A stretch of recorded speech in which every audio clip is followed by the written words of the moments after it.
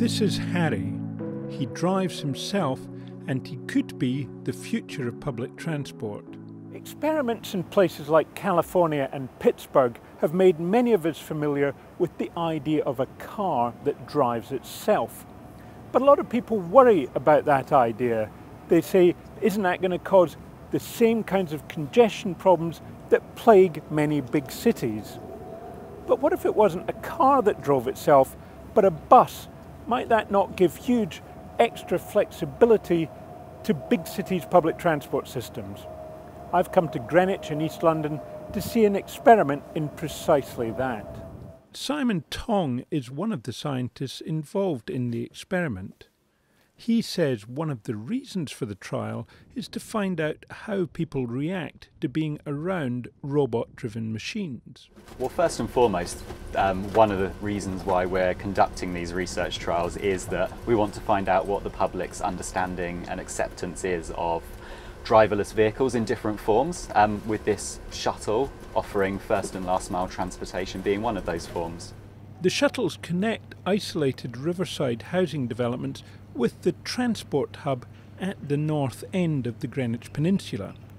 In the future, shuttles like these could provide what's sometimes called mobility as a service. It is absolutely true that we don't want to have driverless cars adding to congestion. The Royal Borough of Greenwich is part of our research project, and one of the really key things for them is they want to demonstrate this smart city concept, and that includes using mobility as a service, so getting people away from asset ownership of vehicles and encouraging them to use shared public transport models like this micro-transit shuttle that we're using now. The big difference with this driverless experiment is that it's not happening on a highway, but on a busy mixed-use path. It's a really complex urban environment, and we are interacting with pedestrians and cyclists. And it's important to do this kind of interaction with driverless technology because a lot of the other trials that are taking place are on highways where that interaction is not explored in such depth. One of the goals of the project is to try and understand how willing the public are to accept driverless technology, and what we really wanted to do with Gateway is give people a direct public experience, because at the moment people read a lot about the technology, they may have seen demonstrations, they might have even had some experience of semi-autonomous vehicles of their own, for example Teslas and other vehicles of that type.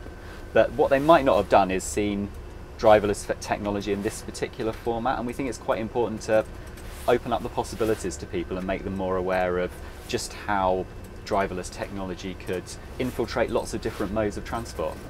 There's no question it's a strange business sharing public space with a vehicle that has no obvious human driver.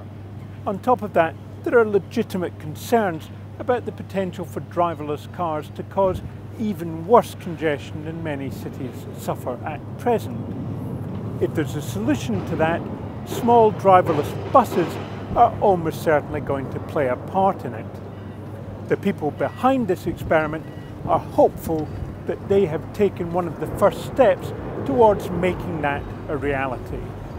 Robert Wright, Financial Times, Greenwich Peninsula.